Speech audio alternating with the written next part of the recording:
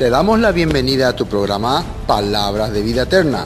En estos momentos compartiremos el libro de Éxodo, Shemot.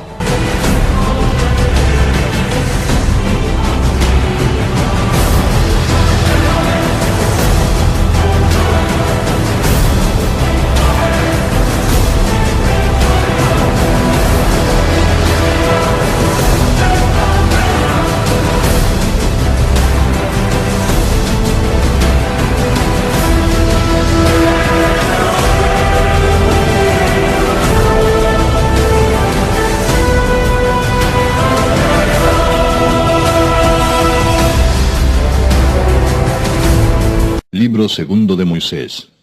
Éxodo. Capítulo 17. Éxodo 17.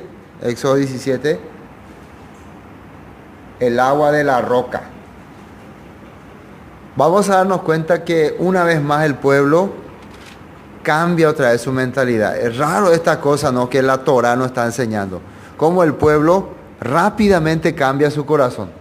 Un tiempo ve el poder de Dios, ve cómo Dios se manifiesta, está contento. Pero después iba a ir el aporte y ya otra vez murmura, critica, no le gusta nada. Y nuevamente aquí ocurría eso. ¿Qué había pasado en el capítulo 15 y capítulo 16? En el capítulo 15 vimos cuando ellos murmuraron porque no tenían agua. ¿Se acuerdan? Porque el agua era amarga. Y ahí el padre Moisés hace un milagro con la rama y el agua se convierte en dulce y le da instrucciones y le dice que va a ser su sanador. Así le dice. Vean, me dan cuenta, ¿no?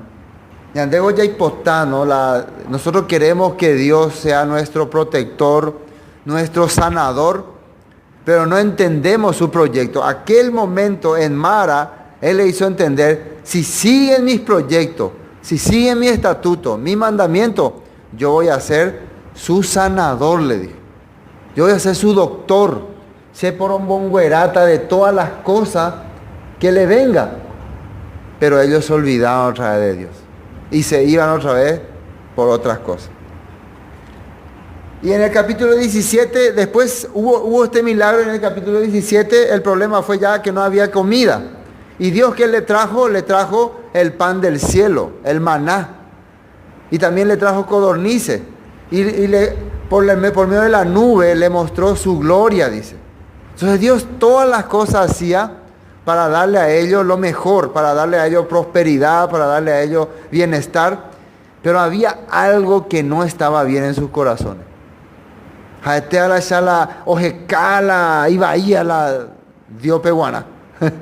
Ese corazón hace que nunca uno pueda ver el plan de Dios. Apealo Yehúa Apei. Volviendo ya al 17, ahora vamos a empezar 17.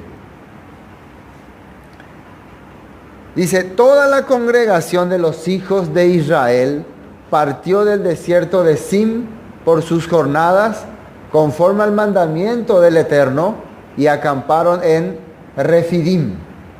Y no había agua para que el pueblo bebiese. Algunos dicen que Refidim quiere decir lugar de descanso, ¿no? Lugar de reposo. Pero ¿cuál era el problema? Alrededor no había agua. Y lo que muchos cuestionaban era, ¿por qué otra vez Dios nos mueve de un lugar y nos trae? Porque ellos estaban en un lugar donde había, ¿se acuerdan que había 70 palmeras, había un oasis, un lindo lugar? Pero Dios le sacó otra vez de ahí. Le sacó otra vez de ahí y le lleva a este lugar que se llama lugar de descanso, pero no hay agua. No hay agua. Y por más que tenían maná y tenían comida, empezaron a desesperarse. Pero aquí ya ellos no es que solamente murmuraron. Acá va a salir una cosa. Acá ellos se enfrentaron ya con Moisés. O desafiaron. Había un grupo, ¿no? De serie, hay un grupo informado, ¿no? Acá también hay un grupo luego que encabeza este grupo o esta rebelión y le arrastra a los demás. Dice, y en Refidim no había agua para que el pueblo bebiese. Y altercó el pueblo con Moisés y dijeron, danos agua para que bebamos. Y Moisés les dijo, ¿por qué altercáis conmigo? ¿Por qué tentáis al Eterno? ¿Qué es altercar? ¿Qué significa altercar? Retar, desafiarle, ¿no? Como que ya no más ir protestando, sino tipo, como decimos nosotros, es mañana, es mañana lento, eso es. Delante de problemas, pues saliendo, ¿no? Por ejemplo, si alguien te está, vos por ejemplo sos una autoridad, ¿no? Y viene la gente y te protesta, no, esperen, pero si alguien viene y te dice, no, ya, así te hace, ya ella tuvo, ¿no? Entonces, eso ya empezaron a reaccionar con ira ya. Esto nos muestra la Biblia que pealañan el corazón. Peañan dentro ya leían, hebreo. No tenemos que pensar que ellos eran así. El Padre nos quiere mostrar ese es nuestro corazón. Cuando nosotros no podemos captar su proyecto, sus planes, y no, las cosas no nos salen bien, vamos a querer hasta desafiarle, hasta pegarle a otra persona. Esa es la reacción. Vamos a querer usar la violencia, el desafío. Y esto es muy interesante porque los escritores del Nuevo Testamento van a recordar esta escena. No se van a olvidar. Inclusive en Hebreos hay una parte donde dice que yo les juré que no entrarían en mi reposo por la dureza que hubo en sus corazones. La gente no se da cuenta, ¿no? Cuando de repente quiere renegar. Y andilla renega, senten. Muchas veces tenemos que entender ese reniego que voy a hacer, qué consecuencia va a traer después a mi vida. Qué resultado va a traer. Y si la Escritura está mostrando estas cosas, y el apóstol Pablo mismo dice que estas cosas fueron escritas para que nosotros entendamos y aprendamos y no vivamos así, porque son instrucciones hoy para nuestra vida, quiere decir que nos quería estar enseñando este punto. Bueno, dice, ¿por qué altercáis conmigo? ¿Por qué tentáis al Eterno? Así que el pueblo tuvo allí sed y murmuró contra Moisés y dijo, ¿por qué nos hiciste subir de Egipto para matarnos de sed a nosotros, a nuestros hijos y a nuestros ganados? No hacía mucho, el capítulo 15, ¿qué ocurrió? En el capítulo 15, ¿qué sucedió? Ellos también recién habían cruzado el Mar Rojo, recién habían visto los milagros de Dios, y también estaban murmurando, y ellos vieron cómo Moisés les consiguió agua. Después les llevó a ese lugar donde había muchas palmeras. Pero otra vez, es arágico. Hay personas que vos le vas a hacer favores una vez, 2 veces, 3 veces, 1000 veces, 100 veces, pero una vez fallas en 10, andé lo peor, o son lo peor que hay. Una vez fallado en 10. Se olvida de todos los favores, las ayudas que recibió. Eso representa acá esta acción.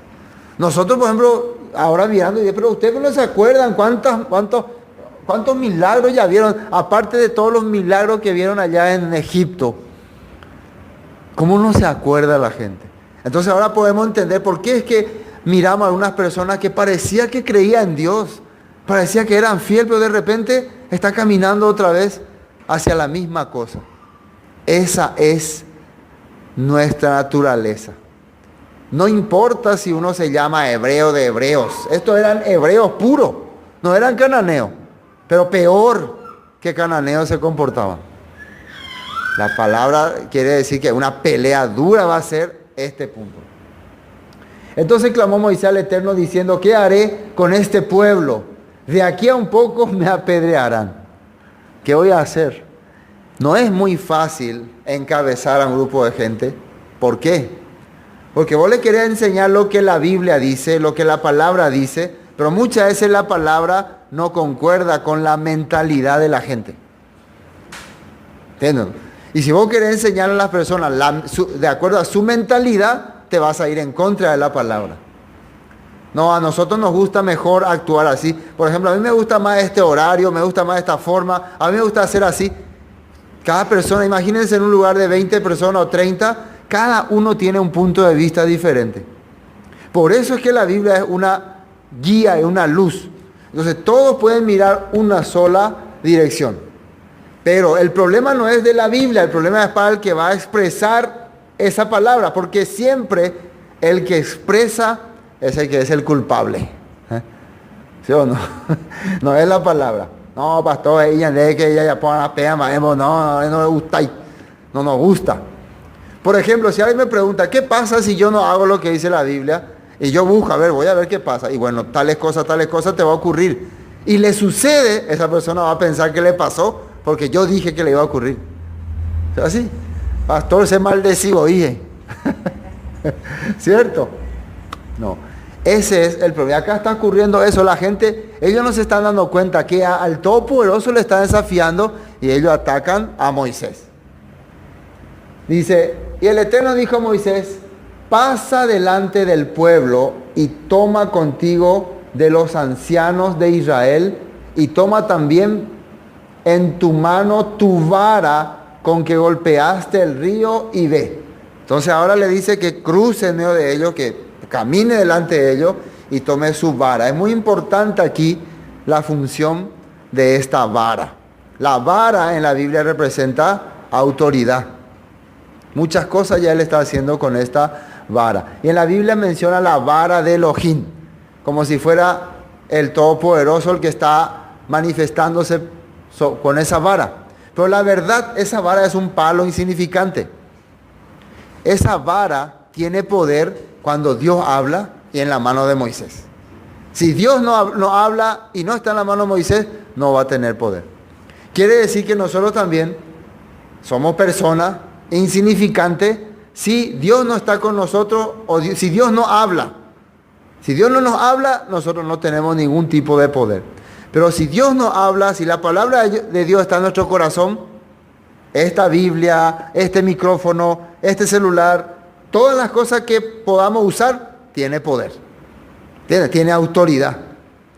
¿Qué autoridad tiene una Biblia en la mano de alguien que no le interesa, no sabe nada? Ninguna. O la Torá. Está la Torá. ¿Qué autoridad tiene? Pero en la Torá, en la mano de alguien que hace la voluntad de Dios, se ve poderes, se ve señales. Eso representa esa vara. Ahora vamos a ver lo que dice unos textos acerca de esta reacción que tenía el pueblo contra Moisés. Vamos a Salmo 78. Salmo 78, versículo 56. Fíjese lo que dice ahí. Pero ellos tentaron y enojaron al Elohim Altísimo y no guardaron sus testimonios. Esto se refiere a, al tiempo de Éxodo, ¿no? También habla de una referencia sobre jueces. ¿Qué era el problema de ellos? No guardaron sus testimonios. Recuerden que en Mara, cuando hubo esa primera rencilla, ¿qué le había dado ahí Dios? Estatutos, decretos y mandamientos, dice. Quiere decir que pasando el tiempo, eso no habían ellos entendido. Para ese entonces ellos estaban recibiendo la palabra así oralmente. Moisés les hablaba, por lo visto, no se quedaba en sus corazones.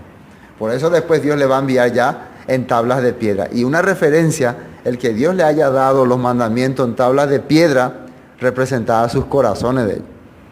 Así de duro es sus corazones. Pero yo voy a escribir ahí mi palabra. Porque en sus mentes no entra y en sus corazones de carne no entra.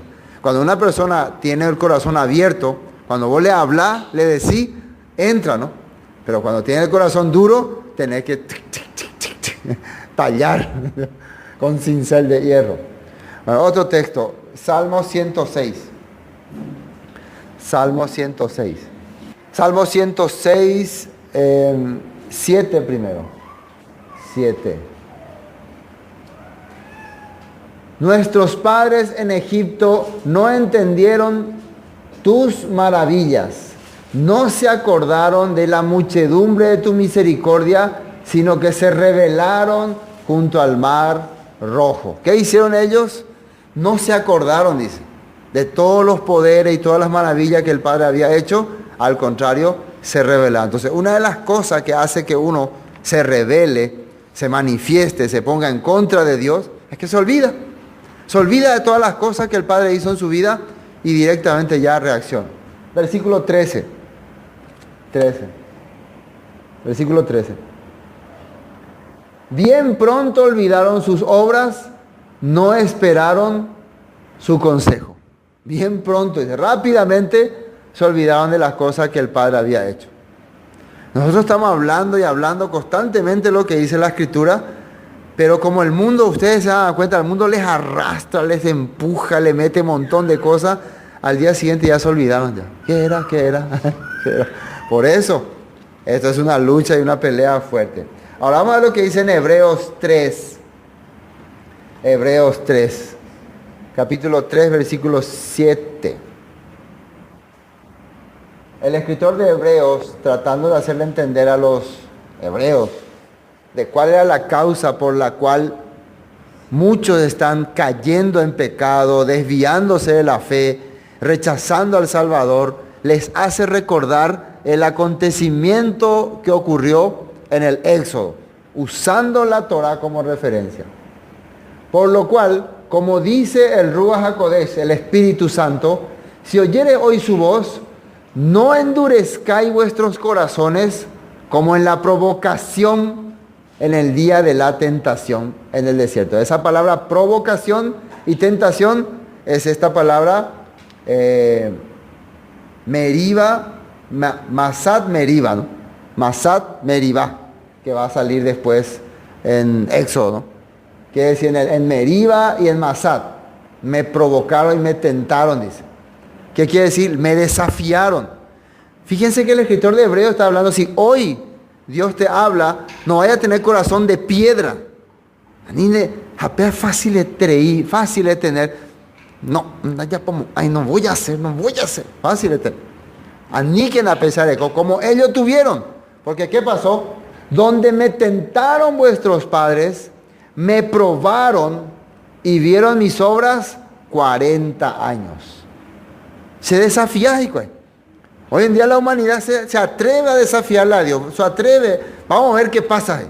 Vamos a hacer lo que queremos y vamos a ver qué pasa. Y bueno, y está ahí. Quiere probar. Ese se llama tentarlo, ¿no? Si vos estás en la jaula de un león y quieres meter tu mano, puede ser que te salve, puede ser que no. Pero si te agarra bien el león, te va a quitar la mano. Ese pueblo decidió desafiarle a Dios. Decidió ver qué pasaba. Donde me tentaban vuestros padres, me probaron y vieron mis obras 40 años. A causa de lo cual me disgusté contra esa generación. Se poseen de acuerdo. Y dije, siempre andan vagando en su corazón y no han conocido mis caminos. Esta era la causa por la cual ese pueblo no podía captar el plan de Dios. Primero, vagan en su corazón. Se la vagan el corazón. ¿Ve? Te va por cualquier lado. Te va acá, te va allá. Tus emociones te llevan en cualquier lado. Vos actúas de acuerdo a tu emoción. No porque ya pongan a pesa. No porque ya pongan a... Todo lo que te emociona hace. Ustedes ven que la gente de hoy en día, así, según su emoción actúan. Muy emocionales. ¿No? ¿Y eso qué hace? ¿Qué hace que uno ande mucho en sus emociones? No camina ni no conoce los caminos del Eterno. Cuando vos haces lo que tu camino, lo que tu emoción te dice, inmediatamente te olvidas de lo que Dios quiere. Ande pillave y mala ella pues. ¿Por qué estás haciendo esas cosas? Generalmente va a notar que está. ¿Quién es el que va a notar que vos estás haciendo algo que no está en los caminos de Dios? Alguien que está siguiendo los caminos de Dios. La emoción muchas veces es tan fuerte que cuando aparece alguien que te quiere interrumpir se convierte en tu enemigo. Y eso es lo que ocurrió acá. ¿Entiendes? Por tanto, juré en mi ira, doy quemo ay y cuay, se reposo. No van a entrar en mi reposo. Esa referencia está en Salmo, sí, Salmo 95:7. Porque Él es nuestro Elohim, nosotros el pueblo de su prado. y ovejas de su mano. Si oyeres, bueno, completamente está hablando de ese salmo, habla toda esa parte, ¿no? No van a entrar en mi reposo. ¿Qué era su reposo? ¿Qué representaba el reposo? Los israelitas cuando salieron de Egipto, ¿a dónde tenían que ir? A la tierra prometida. Entonces, esta gente, por ser rebelde, por ser sinvergüenza, por ser cara dura, por ser dura, doy quemo hay la tierra prometida. Y si nosotros lo que estamos anhelando es también la tierra prometida, y si esta palabra va para nosotros, porque si oyeres hoy su voz, no endurezcáis vuestros corazones como ellos, que sí que a nosotros nos está hablando. Entonces, ¿cuál sería nuestra sentencia si tuviéramos un corazón duro? Daya y quemo hay la tierra prometida. Anda y gusto, ñajendo. No van a entrar en mi reposo. Y ahora miren, ¿a quién le está hablando esto el escritor de Hebreos? Recordando lo que sale en Éxodo. Mirad, hermanos, a los hermanos, ¿no? Que no haya ninguno de vosotros corazón malo de incredulidad para apartarse del Elohim vivo. ¿Qué es apartarse? Apartarse, no piensen por favor que apartarse es simplemente, como algunos dicen, como dicen algunos, yo no estoy con los hermanos, yo no me junto más con los hermanos, yo no hablo más con los hermanos, pero yo siempre estoy con Dios. Ese es un concepto de no apartarse. Como que vos en tu casa personalmente le orás, en tu baño le orás, en el colectivo le orás, pero con los hermanos malo que no tenemos relación. Con la iglesia, pastor o hermano, o con nadie, con grupo, no tenemos grupo, pero personalmente vos estás bien con Dios. No, acá estamos hablando de grupo. Siempre la Biblia habla de un grupo. Recuerden que la bendición es para el pueblo de Israel. Entonces, ¿quién es bendito? ¿Una persona o el pueblo? El pueblo es bendito. El pueblo es bendito. Si una persona piensa que yo soy el pueblo, entonces es maldito. Por eso es una confusión muy tremenda hoy en día, que la gente cree que solito, claro, la oración personal, ¿saben para qué es la oración personal? Es para poder reunirme con otro. Cuando yo estoy solo orando al Padre, mi oración tiene que ser por mi pueblo. Daniel, Nehemías, todos ellos su oración era para que el pueblo tenga unidad. David también. Fíjense en sus oraciones de ellos. Ellos buscaban la restauración del pueblo. Que la congregación de Israel vuelva a ser una nación poderosa. Eso era de ellos su deseo. Jamás deseo de un verdadero creyente es quedarse solitario en su casa o en su baño, uniéndose con disque su Dios. Esa voluntad era de Caín. Caín sí se apartó y armó su propia ciudad y lo amuralló y no quería que nadie le moleste. Y Eva también, que se apartaba. Siempre los que se apartaban era porque no querían tener contacto con las cosas de Dios y mucho menos con la gente de Dios. ¿Y qué es lo que dice en Primera de Juan? Que las tinieblas es estar sin comunión, sin confesar, sin tener armonía. Eso es muy importante entender. Entonces, apartarse del Dios. Entonces, apartarse del Dios vivo es apartarse de su pueblo, de su ley, de su proyecto, de sus planes, de su reino, de todo lo que Él está planeando. Eso es apartarse del Dios vivo. Eso entendemos ahora. Antes, exhortados los unos a los otros, cada día, entre tanto que se dice hoy, para que ninguno de vosotros se endurezca por el engaño del pecado. Dice. Exhortarse, que es pellavisa. Tenemos la ventaja hoy de usar todo tipo de medios para avisar. Teléfono, celulares, WhatsApp. Anteriormente era carta o mandarle a decir a tal persona, muchas formas para avisar. En aquella época ellos usaban el shofar, tocaban, eso quiere decir que llegó la hora de reunirse. Eso usaban. Entonces eso es exhortar, avisarle a la persona, y ese es nuestro trabajo. Dios pone a la persona que va a avisar qué va a ocurrir. Dice, ninguno de vosotros se endurezca por el engaño del pecado. Porque somos hechos participantes del Mesías, eso quiere decir de su reino, con tal de que retengamos firme hasta el fin nuestra confianza del principio. Somos parte de su ejército, parte de su imperio, parte de su reinado, con tal que ¿qué?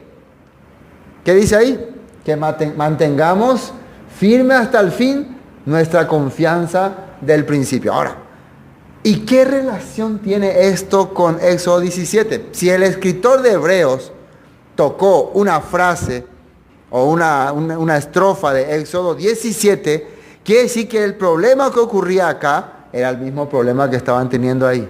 ¿Y cuál era el problema que estaban teniendo en tiempo de Hebreos, de los hebreos? Le estaban desafiando a la autoridad establecida en ese tiempo por los apóstoles, también por la palabra, por la Torá. Eso estaban desafiando. No estaban más haciendo lo que dice la voluntad del Padre. Recuerden que hay una de las advertencias en Hebreos, ¿cuál era? Que no dejando de congregarse, dice, como algunos tienen por costumbre. Quiere decir que ya estaban dejando de hacer las cosas establecidas por la palabra. Eso era la exhortación de Hebreos. Y ahora en el Éxodo el problema es que ellos le están desafiando al que Dios puso como autoridad. Y le dio testimonio, le dio pruebas. No es que simplemente yo soy la autoridad, a PNP se siguiera. Tiene que haber pruebas, resultados, un camino que han seguido. Por eso dice, ellos andan vagando en sus caminos y no conocieron mis caminos. Por eso Moisés tenía una vara con la cual abrió el mar rojo, con la cual le hizo mostrar al faraón la serpiente que comieron sus serpientes, sus varas, con la cual traían las ranas del río, las moscas. Todos esos poderes fueron manifestados con esa vara que representa autoridad. Bueno, volviendo a Éxodo.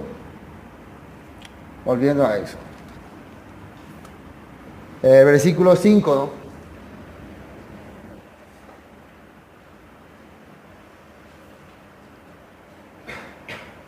El Eterno dijo a Moisés, pasa delante del pueblo y toma contigo los ancianos de Israel y toma también en tu mano, ¿qué cosa? Tu vara, con que golpeaste el río. Recuerden, la vara es el instrumento que tenemos para servir al Todopoderoso, pero si no hay testimonio, no hay alguna acción, no tiene poder. 6. He aquí, toma también tu vara. He aquí, versículo 6.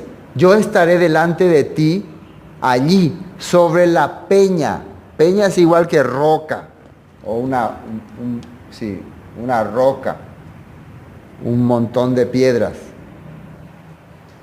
En la peña en Oret, era la región donde iban a irse, y golpearás la peña, y saldrán de ella agua, y beberá el pueblo. Y Moisés lo hizo así en presencia de los ancianos de Israel. ¿Qué va a hacer? Va a agarrar su vara, ¿no? ¿Qué representa la vara? La autoridad. Y va a golpear la roca. Esto es algo muy extraño, porque la roca en la Biblia, según la Escritura, representa a Yeshua. Yeshua es la roca, ¿no? La piedra que desecharon los edificadores. ¿Y qué representa golpear la roca? ¿Se acuerdan de alguna escena en donde Yeshua, siendo la roca, fue golpeado y de él salió agua y sangre? ¿Se acuerdan? Cuando le clavó ¿no? Y salió agua. ¿Y esa agua qué representaba? El agua representa purificación. Significa limpieza. La sangre que representaba precio, paga, cancelación. Quiere decir que el golpe que estaba recibiendo Yeshua era para que se pague el precio de los pecados de las personas y también para que sean purificados de sus pecados. Eso representaban. Ahora Moisés está golpeando esta piedra y está saliendo el agua. Y esto es muy interesante porque una vez que Yeshua muere en la cruz, después va a la tumba y resucita el tercer día, Él le predica y le encarga a sus discípulos que lleven este mensaje por todas las naciones. Quiere decir que lo que salió de Jesús, de Yeshua, fue esa agua que le iba a dar vida a todas las personas. ¿Qué tipo de personas? Personas que iban a altercar, que iban a rebelarse contra la palabra. Por eso la mayoría de las personas que estaban esparcidas en todo el mundo, ¿por qué estaban esparcidas en todo el mundo? ¿Porque eran buenitos? ¿Porque eran santitos? No, porque se habían rebelado contra la palabra. Entonces, era una manera de demostrar un acontecimiento futuro. Y hay algo que va a ocurrir años después, 40 años después, va a ocurrir la misma escena con Moisés. ¿Saben? 40 años después, otra generación ya, un pueblo va a venir a Moisés y nuevamente ya le va a murmurar por el agua. Y esta vez Moisés va a ir otra vez y le va a dar unos golpes a la roca, pero ahí Dios le va a decir que yo no te dije que le golpee, yo te dije que le hable nomás. Esto creo que está, pero vamos a ver un poco un texto más. Vamos a ver Corintios capítulo 10. Corintios capítulo 10. Corintios capítulo 10, versículo 4. El apóstol Pablo hablaba acerca de esta escena también. Justamente cuando le está amonestando contra la idolatría. Y miren cómo arranca. Vamos a leer el versículo 1.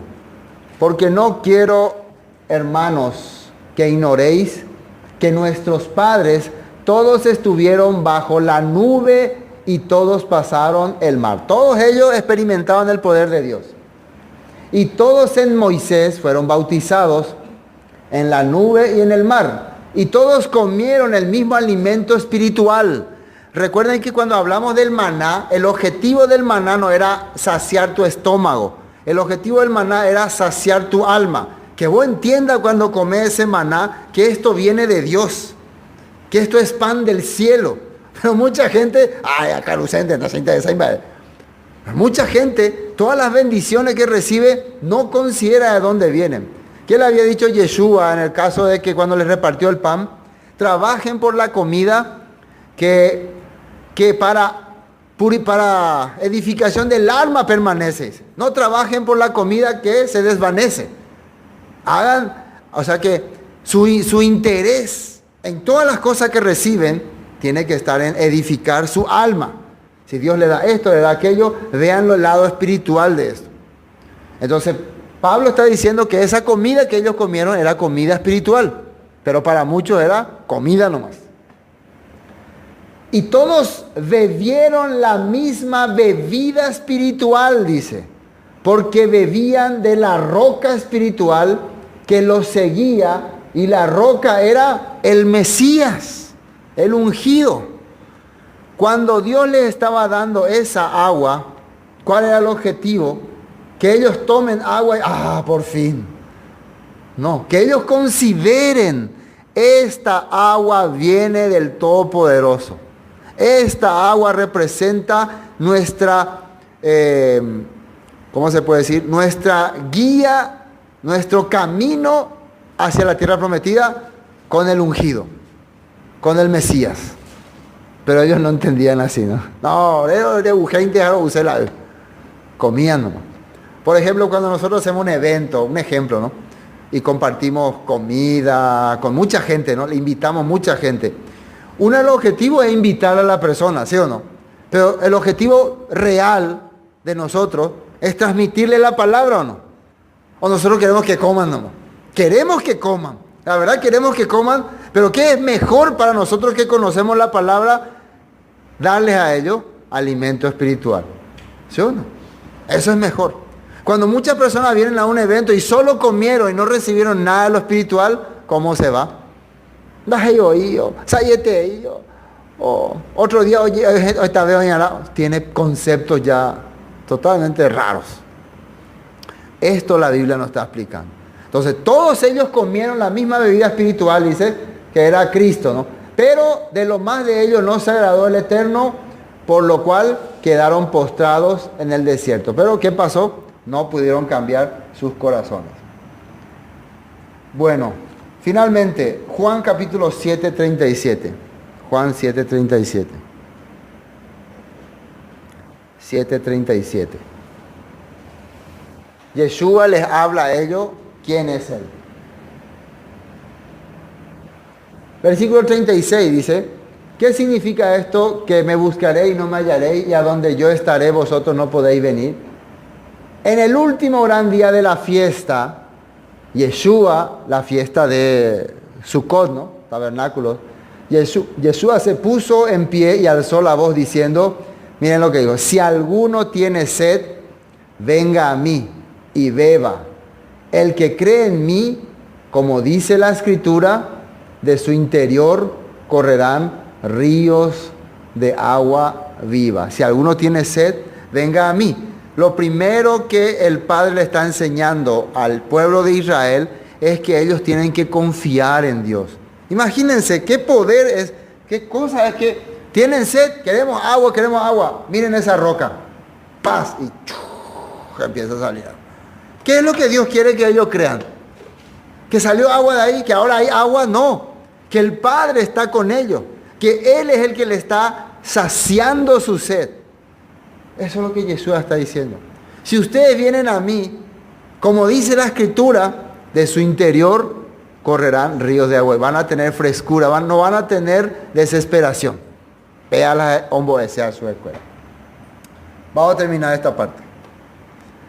Finalmente, versículo 6, ¿no? Nos quedamos ahí, Éxodo 6.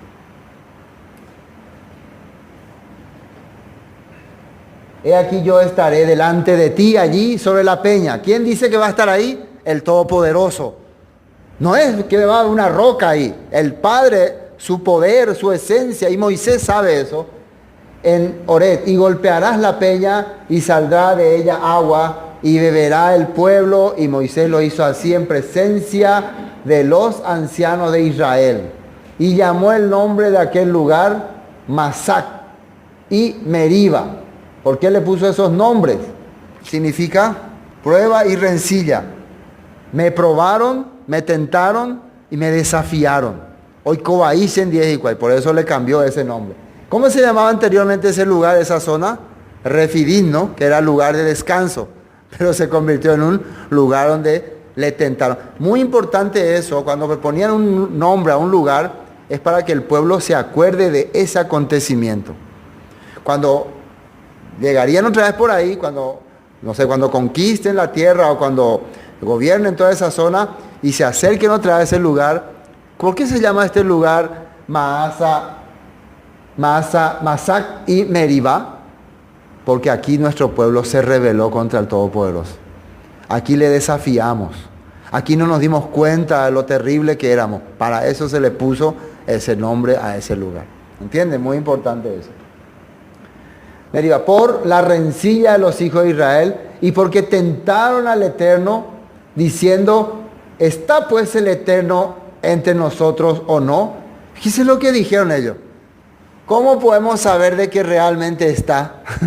Hasta dudaron, desconfiaron. Ellos estaban debajo de la nube. Recuerden que Corintios dice que todos estaban debajo de la nube. Todos estaban comiendo el maná. El maná no cesaba. ¿Pero qué sale de su corazón? Dios pero está con nosotros y nada. Se guaranda y pollo en día de Dios. Informa a la gente, ¿no? Informa. Por eso, si nosotros vamos a considerar que el pueblo de Dios es santo por su comportamiento, entonces no hay caso.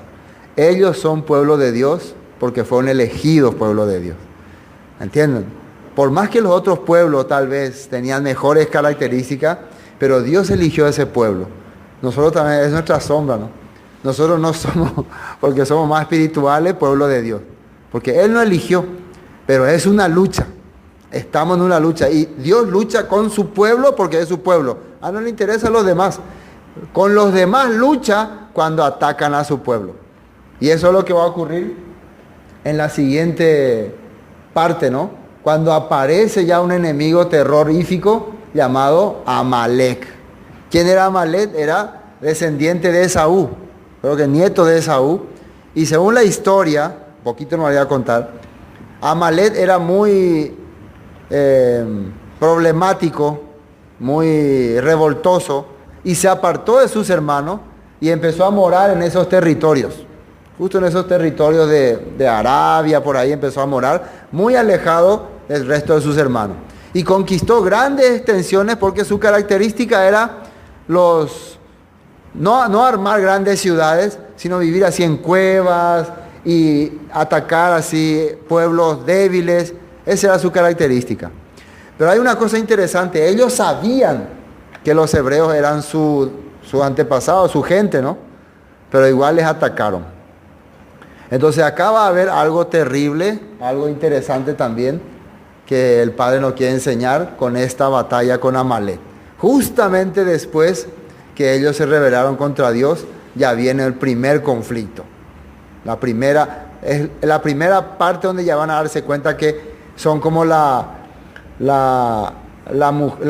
doncella sola en el desierto, que sí o sí necesitan de Dios. Si Dios le abandona, ahí ya van a ver qué le va a ocurrir. Porque hasta ese momento ellos eran muy creídos, ¿no? Odio Dios. Pero al ver que hay enemigos ya, pero ya gente te van a acuerdo. Porque cuando ya ven enemigos que vienen con espada, ahí ya es terrible. Pero esto vamos a ver en el próximo capítulo. No se pierda, ¿no? La guerra contra los amalecitas.